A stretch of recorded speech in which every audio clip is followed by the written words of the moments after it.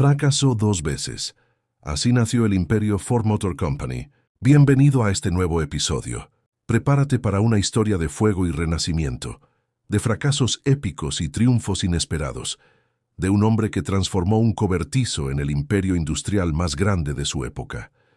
Esta es la historia real de cómo nació Ford Motor Company, el 30 de julio de 1863, en una humilde granja en Springwells Township, a unas 7 millas al oeste de Detroit, Michigan, nace Henry Ford.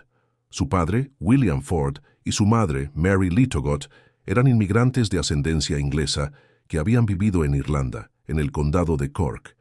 La familia era pobre, trabajadora, y como tantas otras familias de la América rural del siglo XIX, esperaban que sus hijos siguieran el mismo camino: trabajar la tierra, criar animales, construir una vida modesta pero honesta. Henry tenía varios hermanos: Margaret, Jane, William y Robert, pero desde temprana edad, Henry era diferente.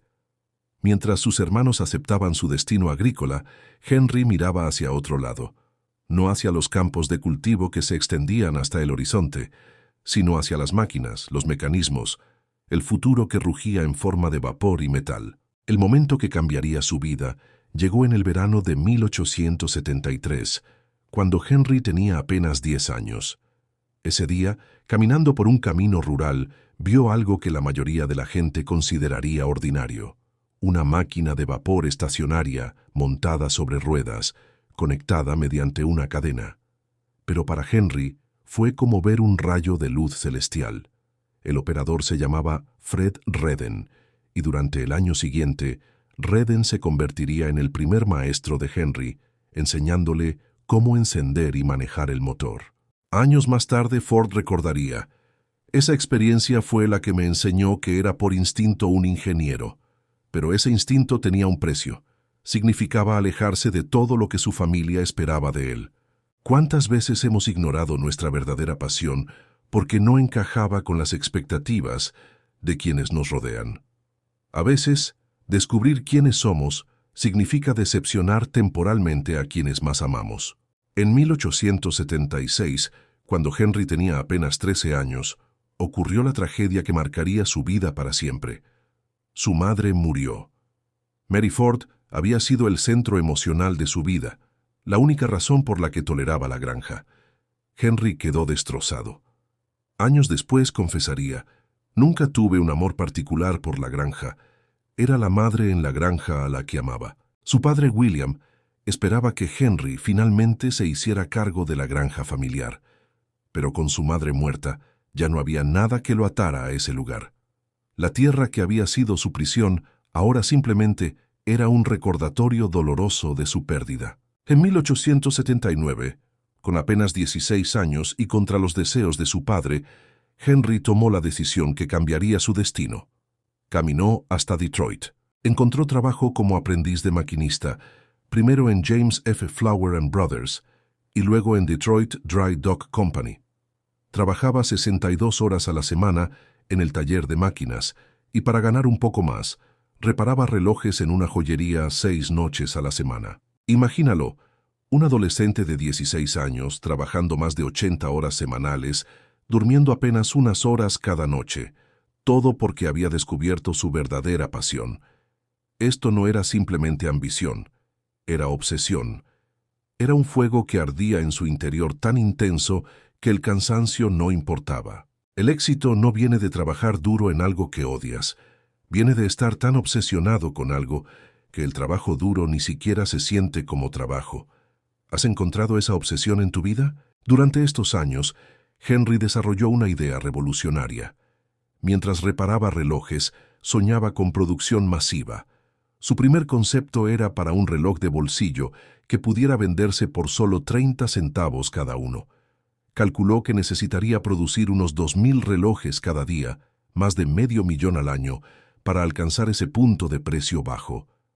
Al final concluyó que no había suficiente demanda para sostener ese nivel de producción, pero la semilla había sido plantada: producción masiva, bajo costo, accesibilidad para todos. Esta idea lo perseguiría por el resto de su vida. En 1882, Henry regresó temporalmente a Dearborn para trabajar en la granja y se encargó del manejo de máquinas de vapor portátiles Westinghouse hasta hacerse un experto. Esto lo llevó a ser contratado por la compañía Westinghouse para dar servicio a sus máquinas de vapor por toda Michigan. En 1888 se casó con Clara Bryant y durante su matrimonio se mantuvo mediante la granja y operando un aserradero. Tuvieron un hijo, Edsel Bryant Ford, en 1893, pero el sueño de las máquinas nunca murió. En 1891, Ford consiguió un puesto de ingeniero en Edison Illuminating Company y tras su ascenso a ingeniero jefe en 1893, finalmente tuvo suficiente tiempo y dinero para dedicarlo a sus propios experimentos con motores de gasolina. Y entonces, en la madrugada del 4 de junio de 1896, en un cobertizo de ladrillos detrás de su apartamento en Detroit, Henry Ford completó su primer automóvil, el Quadricycle. Era un vehículo extraño, con motor de 2 cilindros, asiento de bicicleta, chasis de madera y neumáticos de bicicleta en sus ruedas delgadas. Se dirigía con una palanca y tenía una campana de caza como bocina. Pesaba solo 500 libras y tenía una velocidad máxima de más de 20 mph, mientras que las máquinas rivales raramente superaban las 5 mph. Pero había un pequeño problema. El Quadricycle era demasiado grande para salir por la puerta del cobertizo. Ford, en un acto que resumiría perfectamente su personalidad, simplemente tomó un hacha y demolió parte de la pared. Nada se interpondría entre él y su sueño.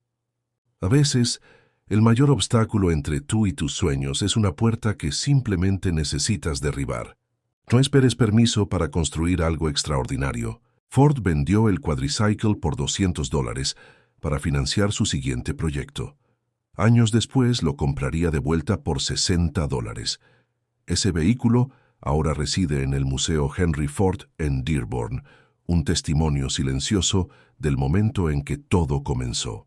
Pero construir un automóvil y construir un negocio de automóviles son dos cosas completamente diferentes. Y Henry Ford estaba a punto de aprender esa lección de la manera más dolorosa posible. En el 1899, después de una prueba de manejo de 60 millas hasta Pontiac, Michigan, y de regreso en su nueva máquina, Henry Ford convenció a un rico maderero irlandés-americano llamado William H. Murphy para que respaldara su negocio de fabricación de automóviles. Murphy no estaba solo.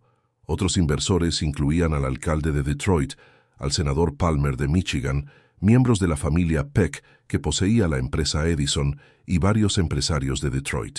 El 5 de agosto de 1899 nació la Detroit Automobile Company.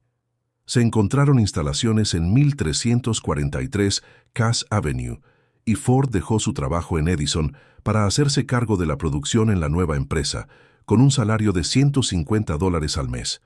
La compañía tenía un capital pagado de $15,000, y Ford recibió sus acciones gratis. Era su gran oportunidad. Tenía inversores, tenía una fábrica, tenía su visión. ¿Qué podía salir mal? Henry Ford tenía un problema fundamental. Era un ingeniero brillante obsesionado con la perfección, pero no tenía idea de cómo dirigir un negocio. Mientras sus inversores esperaban que produjera automóviles para vender, Ford continuaba mejorando los prototipos, ajustando, refinando, perfeccionando.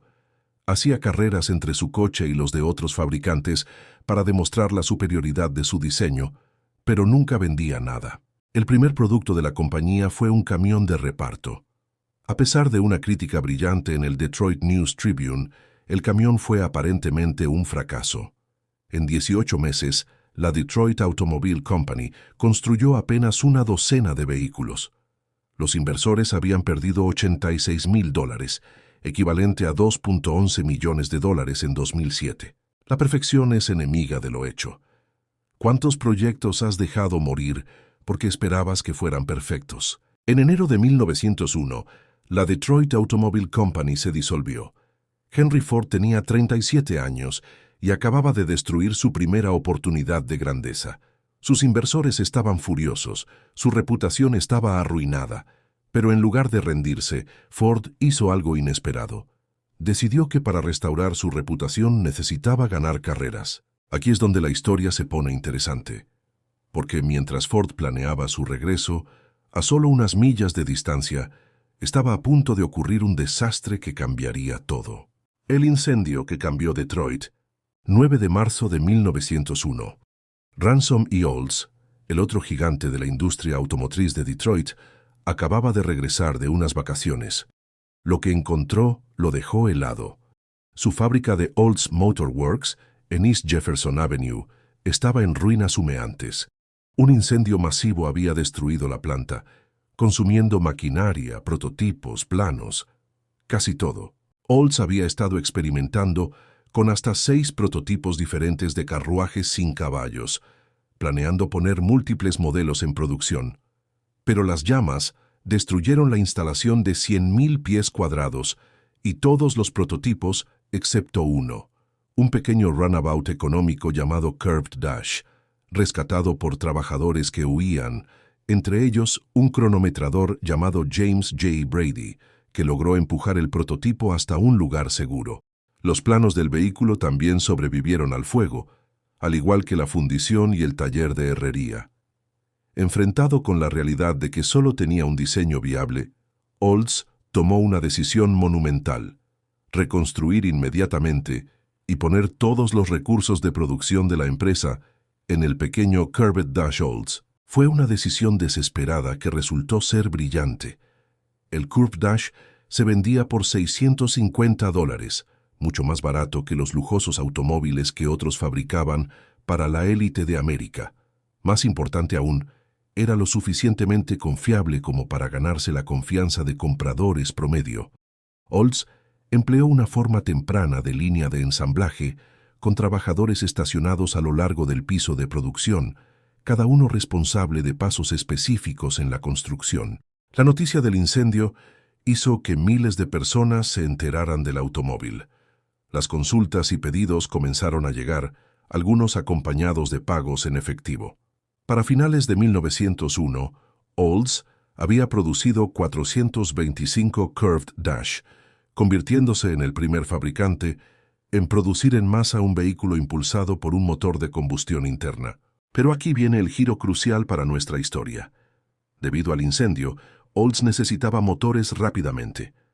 En junio de 1901 contrató a John y Horace Dodge para proporcionar motores y a Henry M. Leland de Leland & Falconer para proporcionar transmisiones. Esto creó el primer sistema de proveedores automotrices. Henry Leland era un fabricante local de engranajes y motores de precisión, el mejor en el Medio Oeste. Había diseñado un motor un año antes para Olds Motor Works, que no fue adoptado, por culpa del incendio. Ahora, irónicamente, el mismo incendio que había rechazado su motor le estaba dando trabajo. Mientras tanto, Henry Ford estaba construyendo su camino de regreso. En 1901, él y su asociado Ed Spider Huff completaron el trabajo en un corredor de 26 caballos de fuerza, 2 cilindros. En las pruebas alcanzó más de 75 millas por hora, una velocidad fenomenal para la época. El vehículo se conoció como el automóvil Ford Sweepstakes. El 10 de octubre de 1901, en el Grosse Pointe Racetrack, Ford se enfrentó al experimentado corredor Alexander Winton de Ohio. Winton, que también operaba una de las compañías de automóviles más grandes, era el favorito para ganar. Pero Ford tenía a su ciudad natal animándolo. La carrera de 10 vueltas alrededor de la pista de tierra de 1 milla fue cualquier cosa menos aburrida. Winton tomó una ventaja temprana, pero a medida que Ford se sentía más cómodo con la caña del timón, pronto ganó terreno. Las multitudes vitorearon cuando Ford superó a Winton en la 8ª vuelta.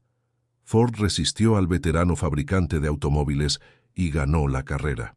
La victoria y la publicidad resultante animaron a los financieros a respaldar la segunda empresa de Ford. En noviembre de 1901, la Detroit Automobile Company fue reorganizada como Henry Ford Company, con los mismos inversores, William Murphy y Lemuel Bowen. Pero la historia estaba a punto de repetirse. El éxito no cambia quién eres fundamentalmente. Si no aprendes de tus errores, simplemente los repetirás con un escenario diferente. Ford había ganado respeto con su victoria en carreras, pero sus viejos hábitos regresaron rápidamente. Se obsesionó con su automóvil de carreras Ford 999, dedicando un tiempo considerable al deporte de las carreras de automóviles, cuando sus inversores querían un modelo listo para la venta. Murphy y Bowen estaban desesperados. Ya habían perdido dinero con Ford una vez. No iban a permitir que sucediera de nuevo. En agosto de 1902, trajeron a Henry M. Leland para evaluar la planta y el equipo antes de venderlos. ¿Recuerdas a Leland?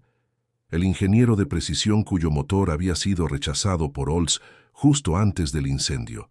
Ahora estaba siendo llamado para desmantelar la segunda compañía fallida de Henry Ford.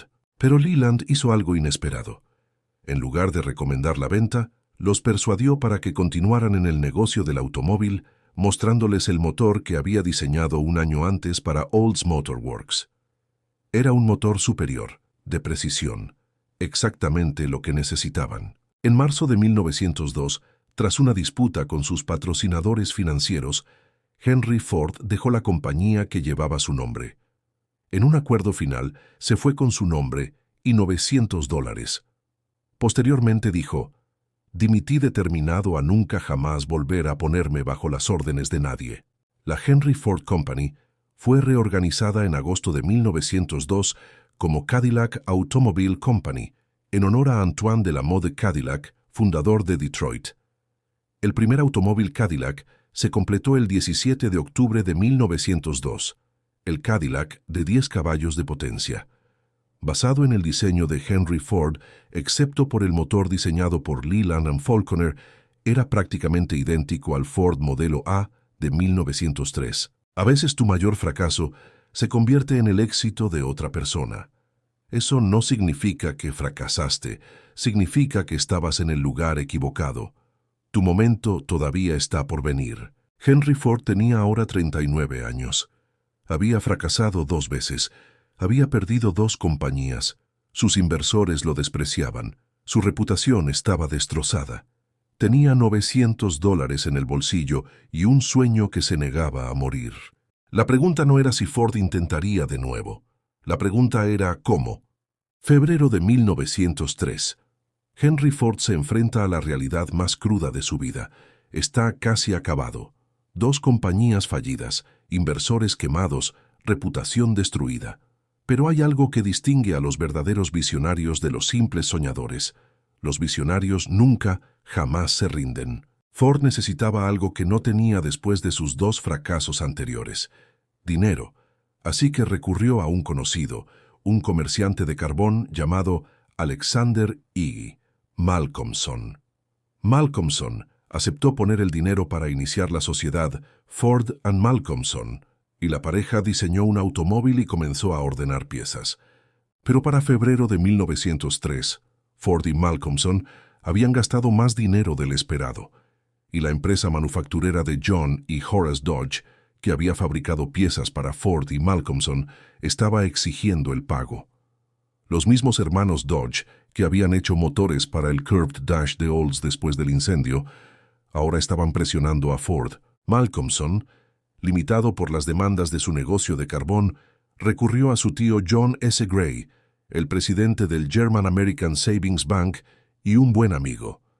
Malcolmson propuso incorporar Ford y Malcolmson para atraer nuevos inversores, y quería que Gray se uniera a la compañía, pensando que el nombre de Gray atraería a otros inversores. Gray no estaba interesado al principio, pero Malcolmson le prometió que podría retirar su participación en cualquier momento, así que Gray accedió a regañadientes. A veces, el éxito depende de la persona correcta diciéndote sí en el momento correcto, incluso si es un sí a regañadientes. Nunca subestimes el poder de un nombre respetado abriendo puertas. Con el nombre de Gray como respaldo, Malcolmson reclutó a otros conocidos del negocio para invertir, incluidos los comerciantes locales Albert Strillo y Vernon Fry, los abogados John Anderson y Horace Rackham, Charles T. Bennett de Daisy Air Rifle Company y su propio empleado de oficina James Cousins. Malcolmson también convenció a los hermanos Dodge de aceptar acciones en lugar de pago. James Cousins era el empleado de oficina de Malcolmson en su negocio de carbón, ganando un salario modesto. Pero Cousins se entusiasmó tanto con la nueva empresa que pidió dinero prestado con fuerza. Solo había podido ahorrar $400 hasta ese momento. Buscando fondos adicionales, fue a ver a su hermana Rosetta, una maestra de escuela, que consintió en ayudar con $100. Cousins terminó invirtiendo $2.500 prestados en la nueva empresa. El 16 de junio de 1903, a las 9:30 de la mañana en la oficina de un abogado en Detroit, Ford y 12 inversores firmaron los artículos de incorporación de Ford Motor Company, una corporación de Michigan con capital social autorizado de $150,000, pero comenzando operaciones con solo $28,000 en capital, pagado representado por 1,000 acciones a $100 de valor nominal cada una. Henry Ford recibió 255 acciones, 25.5%, posicionándolo como un accionista significativo pero no controlador inicialmente. Malcolmson tenía 256 acciones. Las acciones restantes se distribuyeron entre inversores como John S. Gray, quien se convirtió en el primer presidente, los hermanos Dodge, John F. y Horace E., James Cousins, gerente de oficina, y otros. En la primera reunión de accionistas, el 18 de junio, Gray fue elegido presidente, Ford vicepresidente y James Cousins secretario. La compañía estableció su taller en Mack Avenue, en Detroit. El 26 de junio de 1903, James Cousins comenzó a llevar el libro de cheques de la compañía. La cuenta bancaria comenzó con $14,500. Cousins comenzó a pagar facturas. El primer cheque fue por $10,000 para reembolsar a Malcolmson por el dinero que ya había pagado a los hermanos Dodge. El segundo cheque fue para Hartford Rubber Company por 64 neumáticos a $10 cada uno. Para el 10 de julio, después de 60 cheques, el saldo había caído a solo $223.65. La compañía estaba al borde del colapso total. De los 12 inversores, varios habían proporcionado pagarés en lugar de efectivo. Algunos solo habían hecho pagos parciales. Ford Motor Company estaba literalmente a días de la bancarrota. Tenían menos de $250 en el banco. No habían vendido un solo automóvil. Los trabajadores necesitaban ser pagados. Los proveedores estaban exigiendo dinero. Imagina ese momento. Después de 2 fracasos épicos, después de finalmente convencer a un nuevo grupo de inversores de confiar en ti, después de todo lo que habías sacrificado, estás a punto de fallar por tercera vez. No en meses o años, sino en semanas. El 11 de julio, Albert Strillo, uno de los inversores que había prometido pagar pero nunca lo había hecho, finalmente envió su cheque por $5,000. Solo podemos asumir que Ford, Cousins o algunos de los otros inversores lo presionaron para que cumpliera y mantuviera la empresa en funcionamiento. Ese cheque de $5,000 mantuvo viva a Ford Motor Company durante unos días más, pero necesitaban un milagro. Los momentos más oscuros a menudo vienen justo antes del amanecer.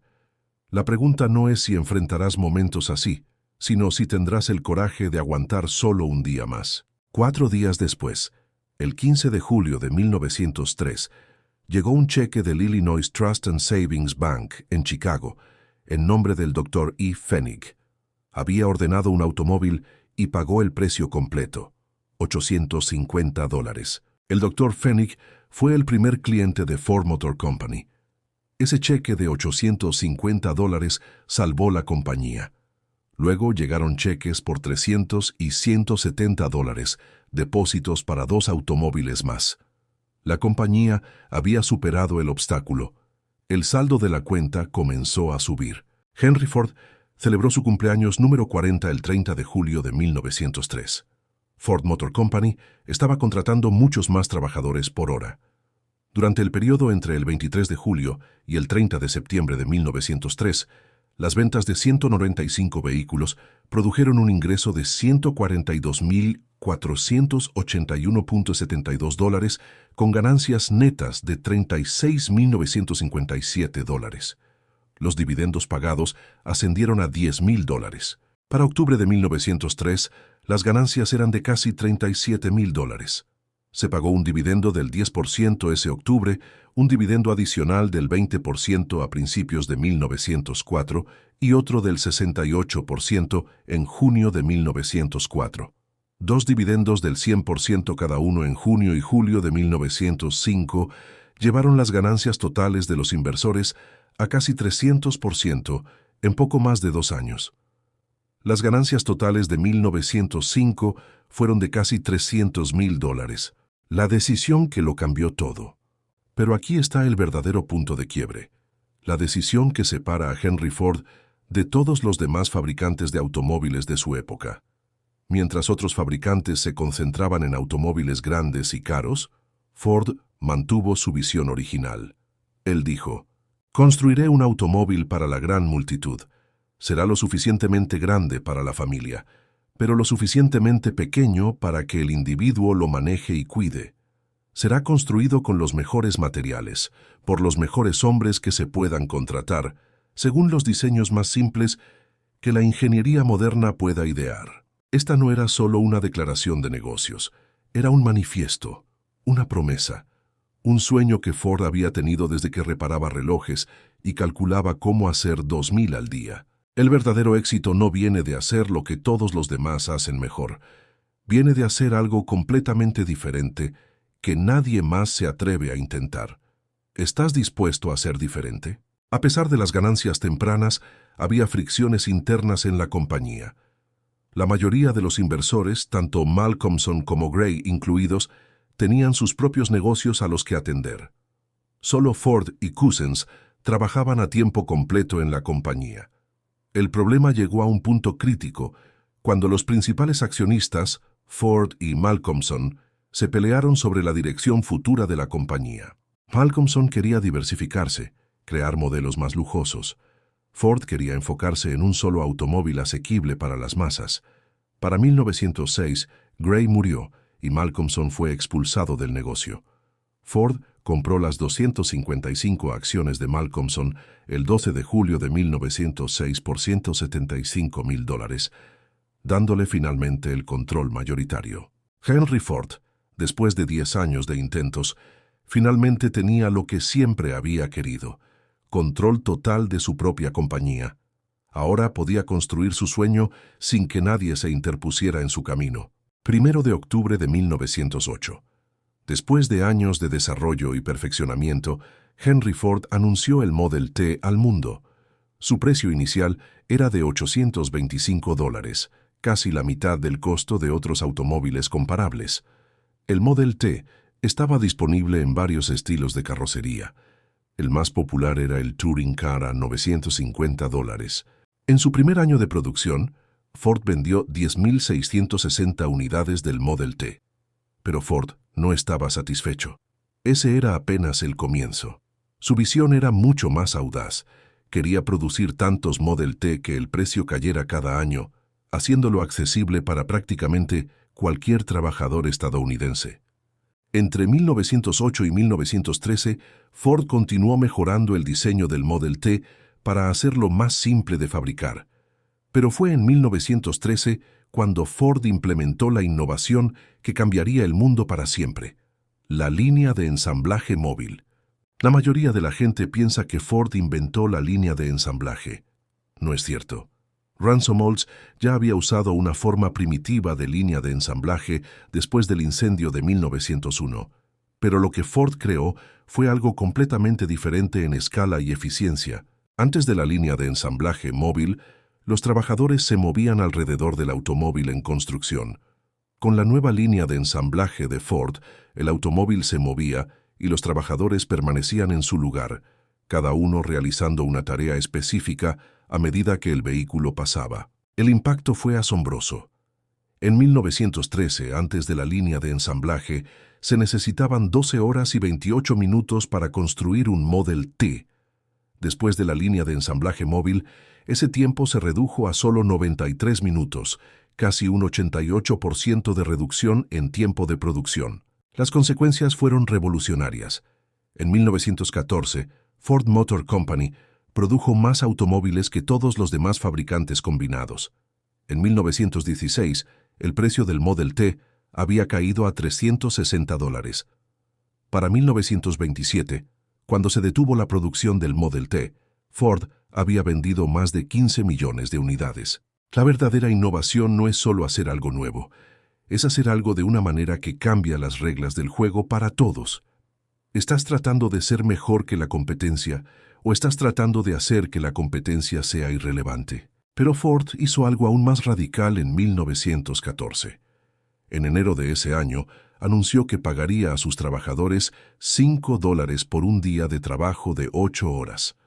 Esto era más del doble del salario promedio de la industria, que era de aproximadamente $2.34 por un día de 9 horas. Wall Street y otros industriales pensaron que Ford se había vuelto loco. El Wall Street Journal lo llamó el mayor error económico en los juicios del mundo de los negocios. ¿Por qué pagaría el doble del salario de mercado? ¿No destruiría sus ganancias? Pero Ford entendía algo que sus competidores no entendían. Si sus trabajadores ganaban lo suficiente, podrían comprar los automóviles que estaban construyendo. Estaba creando su propio mercado. Más allá de la brillantez económica, la política de los $5 al día transformó las vidas de miles de trabajadores. Los empleados de Ford podían comprar casas, enviar a sus hijos a la escuela, vivir con dignidad. La tasa de rotación de empleados se desplomó del 370% al 16%. La productividad se disparó, la calidad mejoró. En ese momento, Henry Ford no solo estaba construyendo automóviles, estaba construyendo la clase media estadounidense. Para 1918, la mitad de todos los automóviles en Estados Unidos eran Model T. Ford tenía fábricas en todo el mundo: Canadá, Inglaterra, Irlanda, Brasil, Argentina, Sudáfrica. El Model T se había convertido en el primer automóvil verdaderamente global. En 1920, Ford Motor Company producía un Model T cada 24 segundos. Las ganancias anuales superaban los $60 millones, equivalente a más de $900 millones hoy. Henry Ford se había convertido en uno de los hombres más ricos del mundo, con una fortuna estimada en $1.200 millones para ese entonces. En 1919, Ford compró las acciones de todos los accionistas minoritarios. El precio total fue de $105.820.894. Ford Motor Company se convirtió en una empresa 100% propiedad de la familia Ford. Henry Ford ahora controlaba completamente su imperio. James Couzens, quien había invertido $2.500 prestados en 1903, vendió sus acciones por $29.308.857. Su hermana Rosetta, la maestra de escuela que había prestado $100, recibió $262.036. Una inversión de $100 en 1903 se había convertido en más de $250,000 en solo 16 años. El verdadero éxito no es solo hacer dinero, es crear valor tan grande que todos los que te ayudaron en el camino también prosperen. El éxito compartido es el único éxito que vale la pena. Henry Ford había transformado no solo una industria, sino la sociedad misma. El automóvil ya no era un juguete para los ricos, era una herramienta para todos. Había democratizado el transporte, creado empleos bien pagados, construido una cadena de suministro global, y en el proceso se había convertido en una leyenda. Pero como con todos los grandes triunfos, había un costo. Y ese costo estaba a punto de cobrarse. Henry Ford había alcanzado la cima del mundo. Era rico más allá de la imaginación, poderoso más allá de medida, famoso en cada continente. Pero el éxito tiene un precio, y Ford estaba a punto de pagarlo de maneras que nunca imaginó. A medida que Ford Motor Company crecía, también crecía la necesidad de Ford de controlar cada aspecto de la operación. El mismo perfeccionismo obsesivo que había frustrado a sus primeros inversores ahora se manifestaba en una escala masiva. Ford no solo quería controlar la fabricación de automóviles, quería controlar todo, desde las minas de hierro que proporcionaban el acero, hasta los bosques que proporcionaban la madera, hasta los barcos que transportaban las materias primas. En 1927, Ford compró casi 2.5 millones de acres de selva tropical en Brasil para establecer plantaciones de caucho. El proyecto, llamado Fordlandia, fue un desastre total. Ford intentó imponer la cultura y los valores estadounidenses en la selva amazónica, construyendo casas al estilo de Michigan, prohibiendo el alcohol e insistiendo en que los trabajadores comieran comida estadounidense. Los trabajadores brasileños se rebelaron. Las plantaciones fracasaron. Ford perdió más de $20 millones, equivalente a más de 300 millones hoy. Pero el verdadero costo del control obsesivo de Ford se manifestó dentro de sus propias fábricas. En 1932, Ford estableció el Departamento de Servicio, dirigido por Harry Bennett, un exboxeador y exmarinero con conexiones con el crimen organizado. Oficialmente, el departamento era responsable de la seguridad de la planta.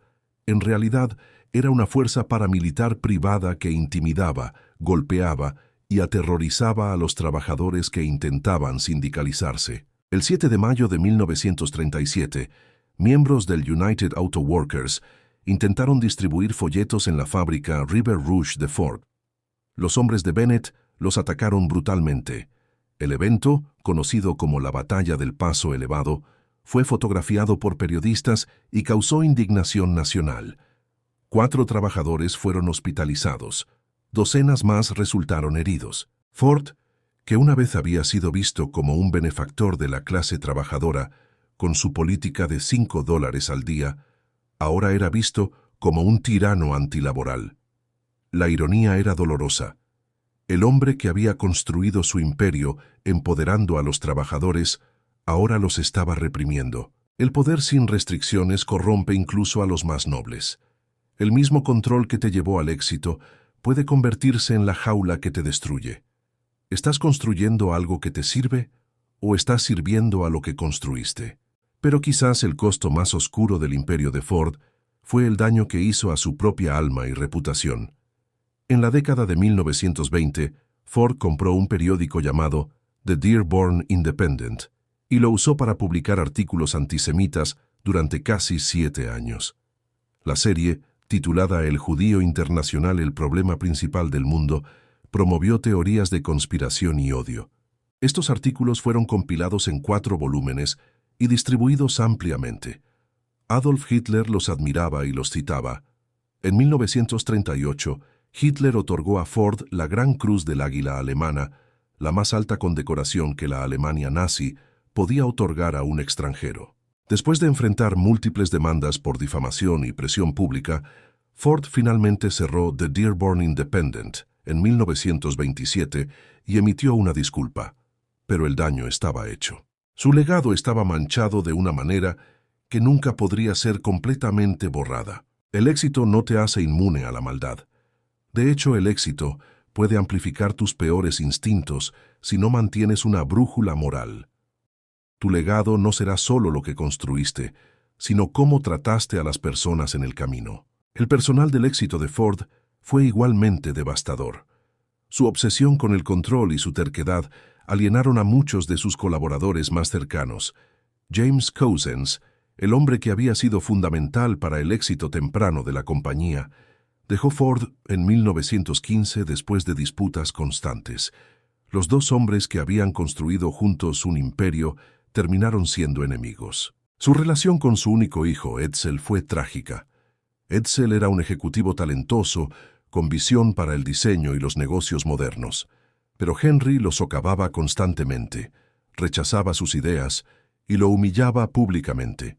En un momento, Henry incluso formó una compañía secreta llamada Ford Ferguson para socavar las decisiones de Edsel. Edsel desarrolló úlceras estomacales, probablemente debido al estrés de trabajar bajo el pulgar de su padre.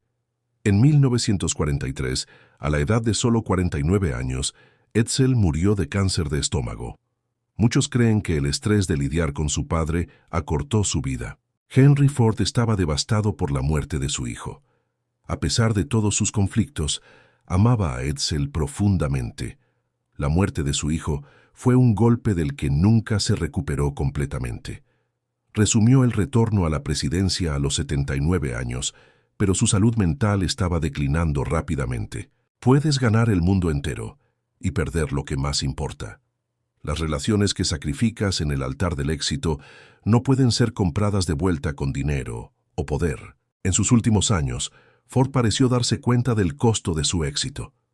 Estableció el Henry Ford Hospital en Detroit, proporcionando atención médica asequible. Creó el Henry Ford Museum y Greenfield Village, preservando la historia estadounidense para las generaciones futuras. En 1936, él y su hijo Edsel establecieron la Fundación Ford con una donación inicial de $25,000. Después de la muerte de Edsel, la Fundación Ford heredó el 88% de las acciones de Ford Motor Company. La fundación se convertiría en una de las organizaciones filantrópicas más grandes del mundo, distribuyendo miles de millones de dólares para educación, derechos civiles y desarrollo internacional. Ford intentó usar su riqueza para crear un legado positivo. Pero la pregunta permanece: ¿fue suficiente para compensar el daño que causó? El 7 de abril de 1947, a la edad de 83 años, Henry Ford murió de una hemorragia cerebral en su casa Fair Lane Estate, en Dearborn. Coincidentemente, el río Rouge se había desbordado y había cortado la energía eléctrica en la propiedad. Ford, el hombre que había electrificado el mundo con su producción masiva, murió a la luz de las velas y lámparas de queroseno, como en los viejos tiempos. Más de 7,000 personas asistieron a su funeral. Su cuerpo fue velado en Greenfield Village, el museo que había creado para preservar el pasado estadounidense. Las plantas de Ford en todo el mundo cerraron durante 5 minutos de silencio. Henry Ford dejó atrás un imperio valuado en más de $500 millones, equivalente a más de 6.800 millones hoy. Pero más importante, dejó un legado que había transformado el mundo. Había democratizado el automóvil, creado la producción en masa moderna, ayudado a construir la clase media estadounidense y cambiado fundamentalmente cómo vivimos, trabajamos y nos movemos. Al final, todos somos recordados no por lo que acumulamos, sino por lo que cambiamos. La pregunta no es cuánto éxito lograste, sino qué hiciste con ese éxito. ¿Qué quedará de ti cuando te hayas ido? Henry Ford una vez dijo: ya sea que pienses que puedes o que no puedes, estás en lo correcto. Es una cita que se ha convertido en cliché, repetida hasta el cansancio en memes motivacionales y seminarios de negocios. Pero hay una verdad profunda en ella. Ford no creía que podía construir un imperio automotriz porque tenía todas las respuestas. Creía porque no podía imaginar no intentarlo. El fracaso no era una razón para detenerse, era simplemente información. Cada intento fallido le decía algo sobre lo que necesitaba cambiar la próxima vez. Si estás luchando en este momento, si has fallado 1 o 2 o 10 veces, pregúntate: ¿estoy buscando fallas o estoy buscando remedios? ¿Estoy aprendiendo de cada intento o simplemente estoy repitiendo los mismos errores? Si ya has tenido éxito, pregúntate: ¿estoy usando mi poder para elevar a otros o para controlarlos? ¿Estoy construyendo algo que durará más allá de mí o estoy construyendo un monumento a mi ego? ¿Estoy tratando bien a las personas que me ayudaron a llegar aquí? Tu momento también llegará. Tal vez no hoy, tal vez no mañana, pero si sigues intentando, si sigues aprendiendo, si sigues creciendo, llegará. Y cuando llegue, recuerda, el éxito no es el final de la historia, es solo el comienzo de una nueva serie de elecciones. Elige sabiamente. Elige construir algo que importe. Elige tratar bien a las personas. Elige dejar un legado del que puedas estar orgulloso. Porque al final no importa cuántos automóviles vendiste o cuántos millones ganaste. Lo que importa es: ¿hiciste del mundo un lugar mejor? ¿Ayudaste a alguien en el camino? ¿Viviste una vida que valió la pena vivir? Esa es la verdadera medida del éxito. Esa es la verdadera historia de Henry Ford. Y esa es la historia que tú también puedes escribir. Gracias por acompañarme. Te mando un abrazo y nos vemos en el próximo episodio.